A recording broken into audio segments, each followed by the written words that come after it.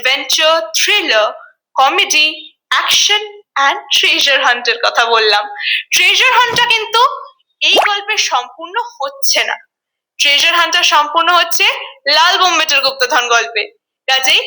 কাজেই episode number 12 নিয়ে বই বন্ধু অদ্রিজা চলে এসেছে ছোট মুখে বড় কথা চ্যানেলে। আর আজকের ভিডিওয়ে টিনটিনের লাল বোম্বেটের গুপ্তধন বইটাকে নিয়ে আলোচনা হবে। তো মোস্ট ইম্পর্টেন্ট দুটো প্রশ্ন, যে বইটা কারা পড়বে এবং কেন পড়বে।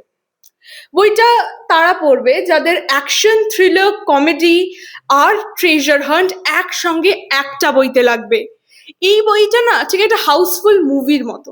একটা হাউসফুল মুভি কেন বলছি, কারণ একটা হাউসফুল মুভির পপুলারিটির দিকটাও ঠিক থাকে, বাজেটটাও ঠিক থাকে, আর ক্রিউ যেটা সেটাও একদম পারফেক্ট থাকে, আর তার সঙ্গে অডিয়েন্সও একদম ভরপুর, কারণ হাউসফুল। এই বইটাও ঠিক একটা হাউসফুল বই, কারণ এই বইটাতে সুন্দর গুড সেন্স অফ হিউমার আছে, সুন্দর কমেডি সিনস আছে, প্যাকড অ্যাডভেঞ্চার আছে, একটা গুড মিস্ট্রি আছে, আর আছে একটা ওয়েল প্ল্যান্ড স্টোরি লাইন। এই সব কিছুকে একসঙ্গে একটা বইতে পাওয়া কিন্তু একটা রিডারের স্বপ্ন। আর যারা সত্যিকারের বই পড়াটাকে ভালোবাসো তারা কিন্তু এই বইটা একবার পড়লেই বুঝতে পারবে যে এই বইটা লেখার আগে আরজে হার্জের ঠিক কতটা থট আছে এই বইটার পিছনে। আর এই বইটা সত্যি ওয়ার্থ রিডিং হবে। আর টিনটিন সিরিজ যদি তোমরা এই বইটা দিয়ে শুরু করতে চাও তাহলে আমার মনে হবে না ইটস এ গুড চয়েস, কারণ বোম্বে যে জাহাজ বইটা দিয়ে শুরু করবে, না হলে এই অ্যাডভেঞ্চারটা সম্পূর্ণ হচ্ছে না। আর যদি তোমরা বোম্বেটে জাহাজ বইটা না পড়ে থাকো তাহলে আমার চ্যানেলে ভিডিও দেয়া আছে, দেখে নিতে পারো। একটা ব্রিফ ভিডিও দেয়া আছে এই সব বই সম্বন্ধে। আর টিনটিনের বাকি সকল বই নিয়ে, যতগুলো বই 12টা বই আমাদের এই নিয়ে ডিসকাস হচ্ছে, সেই সব নিয়ে একটা ব্রিফ ভিডিও ছোট মুখে বড় কথা চ্যানেলে তোমরা পেয়ে যাবে। আবার ফিরে আসি বইয়ে।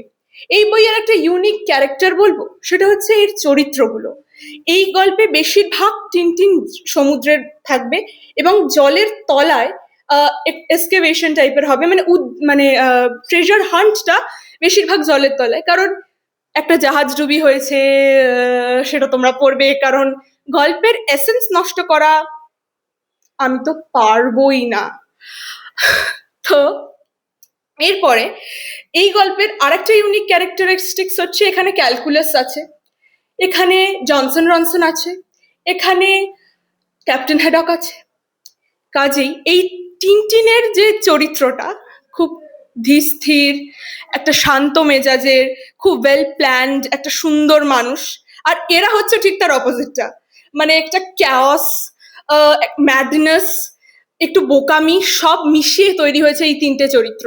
আর যখন ক্যাওস আর কামনেস একসঙ্গে মিট করে তখন জব উই মেটের মতো একটা সুন্দর সিনেমা তৈরি হয়। কাজে এই বইটাও কিন্তু ক্যাওস আর ম্যাডনেস একসঙ্গে একই জাহাজে মোটামুটি 25-26টা পাতা একসঙ্গে অতিক্রম করেছে।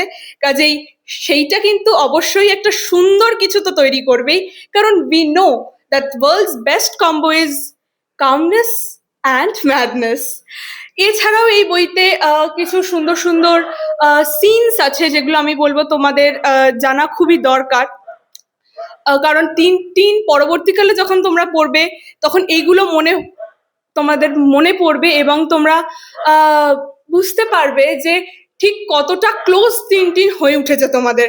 কারণ এই যে ছোট্ট ছোট্ট মজাগুলো এই বইয়ের মধ্যে লুকিয়ে থাকে না, এগুলো একটা ভালো সম্পর্ক তৈরি করে রিডার্সদের সঙ্গে, যেগুলো at the end of the series তোমরা বুঝতে পারবে। আমার সিরিজের ফার্স্ট ভিডিওতে তোমরা বুঝতে পেরেছি আমি কতটা আমার ইমোশন জড়িয়ে আছে টিনটিনের সঙ্গে, সেইটা শেয়ার করেছি। কাজেই এই ইমোশনগুলো তোমার মধ্যে তখনই কাজ করবে যখন তুমি এই সিনগুলো, এই ছোট্ট ছোট্ট ডিটেইলগুলো যেগুলো একটা বইকে সম্পূর্ণ করে, সেগুলো গুরুত্ব দিয়ে পড়বে এবং এগুলো তোমার মনে থাকবে। আর আরজে হার্জের মতো একজন ফ্যাবিউলাস রাইটার যখন তার কলমে একটা বই লেখে এবং সেটার চরিত্র সিলেকশনগুলো যখন ফ্যাবিউলাস হয় এবং স্টোরি লাইনটা এত ওয়েল প্ল্যান্ড হয়, তখন একটা লেজেন্ডারি গল্প তো হয়ই বাস। কাজে আর মনে হয় না আমার এই বইটা নিয়ে কিছু বলার আছে। স্টোরি লাইনটা একদমই আমি ভাঙলাম না, কারণ পুরোটাই তো ট্রেজার হান্ট, একটু বলে দিলেই এসেন্সটা নষ্ট হয়ে যাবে। কাজেই বাকিটা তোমাদের ওপর। আর যদি বইটা অলরেডি পড়ে থাকো, আর বা যদি এই বইটা আমার ভিডিও দেখার পর পড়ো, then do let me know in the comment box. আর ফলো ফর মোর।